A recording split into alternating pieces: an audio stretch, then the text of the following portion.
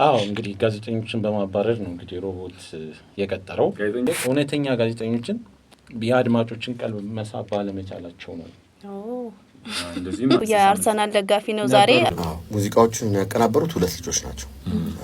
ወደ ፊልም የሚቀየሩበት የራሳቸው የሆነ ምክንያት ይኖራቸዋል መቼም እነኚህ ድራማዎችና ምንም ስራ ያለ ሪስክ እንትን አይደለም። አዳዲስ ሰው ያለ ሪስክ አይገባም። ኢትዮ አምራዊ እናቀርባለን እና እንደውም ማንቸስተር በአርሰናል ፍቅር የወደቁት እዩ የአርሰናል ደጋፊ ነው ዛሬ። በነገራችን ላይ የሚገርመው አልመሰለኝም ነበር። ካሁን ትተሃል እንዴ? ሴፋንታው ማንቸስተር ሲቲ ነው ብሏል። በነገራችን ዋንጫ የበላ ነው ሴፋንታው ሲቲ ማንቸስተር ሲቲ ዋንጫ ስለበላ ወደ ማንቸስተር ሲቲ ሸፍት አድርጓልና በፊት ግን ቀንደኛ አርሰናል ደጋፊ ወይዘሮ ቴቱ ግን እንደዛ አይደሉም። ማቋማቸው የጸኑ እናት ናቸው።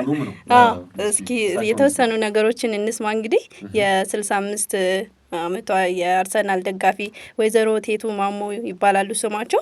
በእንግሊዝ ታላቅ ቡድኖች መካከል አንዱ የሆነውን የአርሰናል የልብ ደጋፊ ናቸው። እንግዲህ ቴቴ ማሞ የ60 አመት እናት ናቸው። ቀደም ሲል እንዳነሳ ነው ማለት ነው። ወይዘሮ ቴቴ ማሞ ላለፉት 20 አመታት አርሰናል ያለማቋረጥ ሲደግፉ የቆዩ እናት ሲሆኑ በልጆቻቸው ምክንያት ወደዚህ እንደገቡም ይናገራሉ። ቢሆንም ግን ለረጅም አመት ነው ይሄ ደግፉ የቆዩት። 20 አመት ረጅም ነው። አንድ ልጅ አድጎ ማለት ነው እና በጣም እኔ ተገርሜበታለሁ እውነት ለመናገርና ኢንተርቪውንም እየሰማሁት ነበር። ከዚህ በተጨማሪ ደግሞ ብዙዎቹ አብረዋቸው የሰፈር ልጆች ቁጭ ብለው እሳቸው ጋር እንደሚያዩ በእሳቸው ምክንያትም ብዙ ልጆች የአርሰናል ደጋፊ ሆነው በዚህ ምክንያት እንግዲህ በሰፈር በጎረቤት ብዙ ትችቶች እየደረሱባቸው እንደሆነ ምንም ቢሆን ግን ሀሳባቸውን እንደማይቀይሩም ነው የሚናገሩት። ሀሳባቸውን አይቀይሩም፣ ድል አርሰናል ሲሉም ይናገራሉ። ማለት ምን የሚያሳድረው ተጽዕኖ ያለ አይመስለኝም። ምንም የሚያሳድረው ተጽዕኖ የለም። ከመዝናናት ባለፈ ዶራዳ እንግዲህ ብዙ ማህበራዊ ጉዳይ ፍቅር ላይ የተለያዩ ሀሳቦችን ይደርሳል። አልበሙ ላይ ብዙ ነገር ተካቶበታልና በዛው ልክም ደግሞ ዘና ፈታትሉበታላችሁ። የሙዚቃው ታይፖቹ አሪፍ ናቸውና እስኪ ማን አቀናበረው? ግጥም ዜማ እሱ ላይ የተወሰነ ነገሮች እንበል። ሙዚቃዎቹን ያቀናበሩት ሁለት ልጆች ናቸው። ዲናር የሚባል በጣም ጎበዝ ልጅ ገና አዲስ ልጅ ነው። እንደገና ደግሞ ፓፓ ዌዋ የሚባል ልጅ አለ።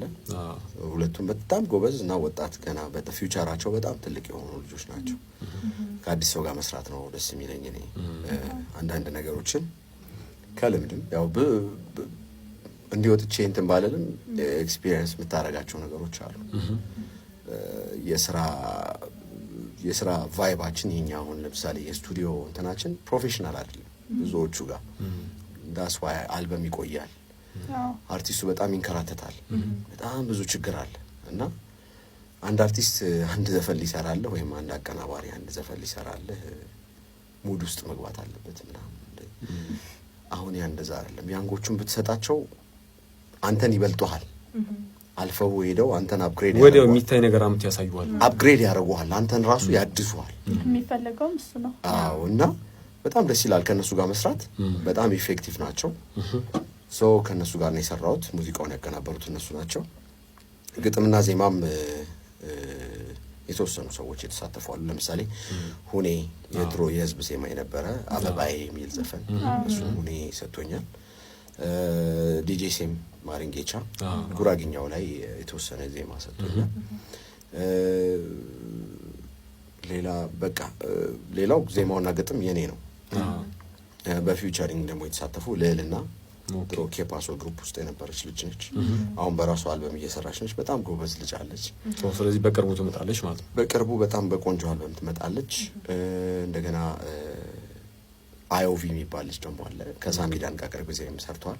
ጎበዝ ልጅ ነው በጣም አርኤንቢ አይነት ታይፕ እንትን ያለው። እነዚህ ልጆች አሳትፈን እንግዲህ አልበሙ ሰርተናል ማለት ነው። አሪፍ ነው። ያው በመግለጫው ላይ እኛ አብረን ያው ሰርተናል ግን ብዙ ቦታው ላይ ዞሬ ተመልክቻለሁና እንደዚህ በተለይ በዲጄ ማህበራቱን እጅግ በጣም ነው እናከብራቸው እንወዳቸዋለን። በጣም ጥሩ አቀባበልን ያደርጋችሁልን ባላችሁበት እናንተ በመሰሩበት ቦታ እንግዲህ ፍቅር እስከ መቃብር እንግዲህ በትልቅ ፕሮዳክሽን ተሰርቶ ቢመጣ ብዬ አስባለሁ። ግን አንቺ ጋር ያለውን ደግሞ አንቺ ብትነግሪኝ ደስ ይለናል። እስኪ እንግዲህ ወደ ፊልም የሚቀየሩበት የራሳቸው የሆነ ምክንያት ይኖራቸዋል መቼም እነኚህ ድራማዎችና ተወዳጅነትን አትርፈው ነው ከዛም አልፈው ወደ ፊልምነት ደግሞ ድጋሚም ለመሰራት የሚወሰነውና ዛሬ ለአድማጮች የምናደርሳቸው ተከታታይ ድራማ ወደ ፊልምነት የተቀየረው ግራቀኝ የተሰኘው በኢቲቪ ሲታይ የቆየው ተከታታይ ድራማ ነው ማለት ነው። እንግዲህ ግራቀኝ በሐማቱማ በእንግሊዘኛ ተጽፎ በህይወት ታደሰ የሶሻሊስት ጠንቋይ ነገር በሚል ርዕስ ወደ አማርኛ የተተረጎመ መጽሐፍን መነሻ በማድረግ የተዘጋጀ ነው። ግራቀኝ ተከታታይ ሲትኮም ድራማ በኢትዮጵያ ቴሌቪዥን ሲቀርብ እንደቆየ ይታወቃል። ደፍራለሁ እና ምንም ስራ ያለ ሪስክ እንትን አይልም። አዳዲስ ሰው ያለ ሪስክ አይገባም። አሁን የምናያቸው ስመጥር የምንላቸው ሰዎች የሆነ ሰዓት ላይ የሆነ ሰው ሪስክ ወስዶባቸው ያመጣቸው ሰዎች ናቸው እና የሆነ ሰው የህይወት ታሪክ ላይ ሪስክ ወስዶልኝ መባል ፈልጋለሁ እና ደፍራለሁ ምልሽ እሱን ነው። አንድ ከዚህ በፊትም እንትን ያለው ስራ ነበር። ምንም ሰው ሳንቀላቀል የጨረስነው ስራ ነበርና አዳዲስ ሰዎች አዳዲስ ሙሉ አዳዲስ ናቸው። ወላ ከድፍረት የተነሳ ካስት ሁሉ መንገድ ላይ ሁሉ ካስት አደርጋለሁ። ዋው ይሄ ካራክተር ቫራይቲ በጣም ነው የሚመቸኝና አንድ ጊዜ ልጁን አየሁት ምናምን አሁን ሀበሻ ከምንለው ፊት ወጣ ያለ ፊት ነበርና በሰዓቱ ጠቆር ይላል ምናምን ረጅም ነው ምናምንና መንገድ ላይ አገኘሁት። የሆነ የሳልኩት ካራክተር ነበር። አንተና አልኩት። እኔ ምንም አውቀው ነገር የለም እኔ አቀናባሪ ነኝ አለ እኮ። ፍላጎቱ አለ? አዎ። እኔ ብሰራ ደስ ይለኛል እኮ። ለመሰራት ዝግጁ ነው? አዎ። የሆነ ሰዓት ላይ ግን ምን ተጽዕኖ አደረገብኝ?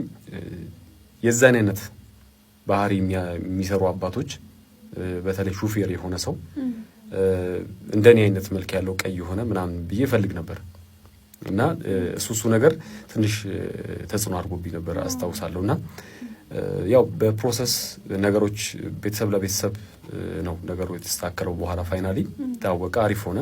ግን እኔ በአካል አልደረስኩም። እኔ ትንሽ እያለሁ እሱ ህይወቱ አለፈ ማለት ነውና በ1991 ነው ህይወቱ ያለፈው እንደነገሩኝ ከሆነ። አሁን እንግዲህ እግዚአብሔር የፈቀደው ነው የሚሆነው ሁሉ ነገር። እኔም ተቀብዬዋለሁ። ግን ቢኖርና ባየው የሆነች ደቂቃ ተሰጥቶኝ ትንሽ ቆይታ ባድረግ ከሱ ጋር የሚል ሀሳብ ነበረኝ። ሁልጊዜ ነው ማሰቡና በዚህ አጋጣሚ ለመናገር የምፈልገው ነገር ምንድነው፣ በማንኛውም ሁኔታ ላይ ልጆች ይፈጠራሉ። በማንኛውም ሁኔታ ላይ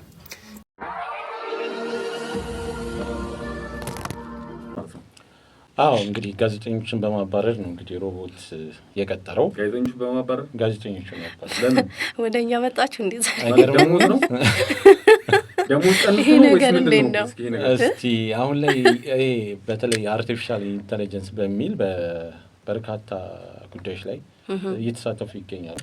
ይህም የሆነው የፖላንድ ክራኮ ሬዲዮ ለበርካታ ዓመታት በመደመጥ የሚታወቅ ሲሆን ከ2 ሳምንት በፊት ግን ተዘግቷል። ይህ ጣቢያ ሬዲዮ ጣቢያው የነበሩትን ጋዜጠኞች ካባረረ በኋላ ነው የኤአይ ጋዜጠኞችን ቀጥሮ ስራ መጀመሩን ያሳወቀው። እንግዲህ ለምንድን ነው ተብሎ ሲጠየቅ ከዚህ ጋር ተያይዞ የቀደሙ ጋዜጠኞችም ለምን ተባረርን ብለው ክስ በደል ደርሶብናል ብለው አቤቱታ አድርሰዋል።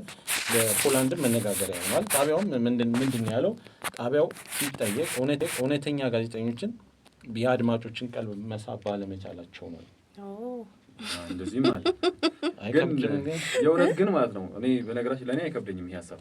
እኛም ሀገር ላይ ይሄ ነገር ቢኖር እጅግ በጣም ደስተኛ ነኝ። ምክንያቱም ለምሳሌ አሁን የዜና ክፍል ወይ ደግሞ ዜና የሚያቀርቡ ይኖራሉ፣ አንከሮች አሉ አይደል? የኢንተርቴንመንት ላይ የሚሰሩ አሉ። ኢንተርቴንመንት የሚሰራ ዜና ላይ ያነብ አይመጣም። ምክንያቱም ምንድነው ኢንቨስቲጌሽን ላይ የሚሰራ አለ፣ ሪሰርች ላይ የሚሰራ አለ። ሁሉም ዘርፍ አለው የራሱ። ጋዜጠኛ ሲባል በደፍኑ ስሙ ስለሚጠራ ነው። ግን ኢንተርቴን ማድረግ ምን ማለት ነው? እኮ ማዝናናት ነው የሚያዝናናው።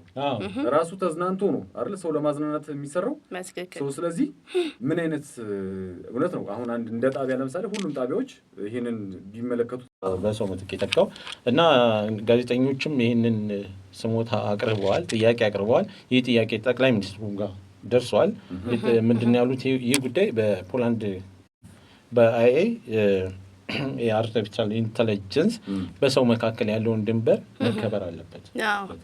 በሮቦትና በሰው መካከል ያለው ልዩነት መከበር አለበት ሲሉ ተናግረዋል። ይሄን ለማድረግ ደግሞ የአድማጭ ተመልካቾች አስተያየትም ያስፈልጋል አይደለ? አዎ ነገሮችን ለመቀየር ከወጪ አንፃር ነው ድርጅት እንደ ድርጅት የሚያስብ ነው የሚችለው። ምናልባት የደሞዝ ክፍያውን የጋዜጠኞቹ ሊያስብ ይችላል። እነዚህ ደግሞ ሮቦቶች ምናልባት የሚገዙት አንዴ ነው የሚሆነው። ከዛ በእነሱ ሰርቶ ከሚያገኘው ስፖንሰርሺፕ ከአድማጮች ምናምን የሚሰበስባቸው ደንበኞቹ ይሄ ግን ከክፍያ አንፃር አይደለም። ኢንተርቴን አላረጋችሁም ነው ግን ምናልባት ኢንተርቴን አላረጋችሁም ያው ለዜናው ፍጆታ ወጥቶ ሊሆን ይችላል። ግን ደግሞ ምናልባት ወደ ውስጥ ጠለቅ ብለን ደግሞ ያው በአንድ በኩል ብቻ ይዘን አንጓዝም። ሮቦቱም ፕሮግራም ተደርጎ ነው እንግዲህ እሱማ ግልጽ ነው። የተፈጥሮውን ነገር ገደቡ መወሰን አለበት። ይሄ የሰውና የሮቦት ጉዳይ መገደብ አለበት። በደንብ መታየት አለበት። እስኪ ቀጥታ ደግሞ ወደ 75 ዓመታቸው የሆኑት አዛውንት 76 ዓመታቸው የሆኑት እንግዲህ የሚስጥሪው ፈተና ላይ ወሰዱት አይደል? እስኪ እሳቸውን እንመልከት። እንዴት ነው ስለ እነኚህ ተስፈኛ አዛውንት ተስፈኛ ማለት ይቻላል ማለት ተስፋቸው፣ ሞራላቸው፣ ኢነርጂያቸው ብዙ ነገር ነው የሚያሳየው። የሚገርም ነውና አሁን ሳለ ላይ አድማጮችም ቢሆን 76 ዓመታቸው ሚኒስትሪ ሊፈተኑ ቁጭ አሉ ሲባል ምን ሊያረጉ ከምን አንፃር ነው የሚለው አድማጭም ምን ሊቀጠሩ ነው ምን አስበው ነው ድርጅቱን በምን ያህል ጊዜ ሊያገለግሉ ይችላሉ እንዴት ነው የሚለው እሱ ሌላ ወይስ ለልጆቻቸው ነው ሊፈተኑ የገቡት? ይሄን እንግዲህ አንድ ሌላ ነገር ነው። እንዴት ነው እስኪ ማለት ነው። አሁን ቀጥታ የምንሄደው ቅድም በተቀሰናችሁ ከአሁን ሰዓት ጀምሮ ማለት ወርልድ ቡክ ላይ ተመዘገበችው በምን ምክንያት ነው? ምን ሰርታ ነው? እስኪ እሱን አስመልክተን ያ ማለት ነው። እስኪ ስለ 5 ዓመቷ ታዳጊ የተወሰኑ ነገሮችን እኔ የ5 ዓመቷ እንግሊዛዊት በራሷ አዘጋጅታ ባሳተመችው የጠፋችው ድመት በተሰኘው መጽሐፏ አዲስ የጊነስ ወርልድ ሪከርድ ባለቤት ለመሆን በቅታለች። ኢትዮ ሐምራዊ ያገኛላችሁ ፕሮግራማችን ኢትዮ ሐምራዊ መረጃን ከቁም ነገር አዋስተን እናቀርባለን። እንግዳችን እንግዲህ ስኬት እንዴት ብለን የተወሰነ ነጥቦችን አንስተናል ማለት ነው። ሁሉ ግራም እንዲሁም ደግሞ ሁሉ ማርኬት በርከት ያሉ ወጣቶችን የሚያሳትፍ በቀን ደግሞ እንግዲህ አጠቃላይ እንደ በቀን ውስጥ ከ100 ሺዎች የሚጎበኙት የሚያዩት እንዲሁም ደግሞ እንደ አጋር ሆነው ወይ ደግሞ የነሱ አድሚን ሆነው 1.5 ሺህ የሚያህል እንግዲህ ደንበኞች ያሏቸው ከነሱ ጋር የሚሰሩ ማለት ነው። ይሄ በኢትዮጵያ በራሳችን ልጆች የተሰራ ማለት ነው የሞባይል አፕሊኬሽን ነው ሁሉ ግራም እንዲሁም ደግሞ ሁሉ ማርኬትም ልክ እንደዚሁ ሁላችሁም እዛ ላይ ማየትና መጎብኘት ትችላላችሁ ማለት ነው።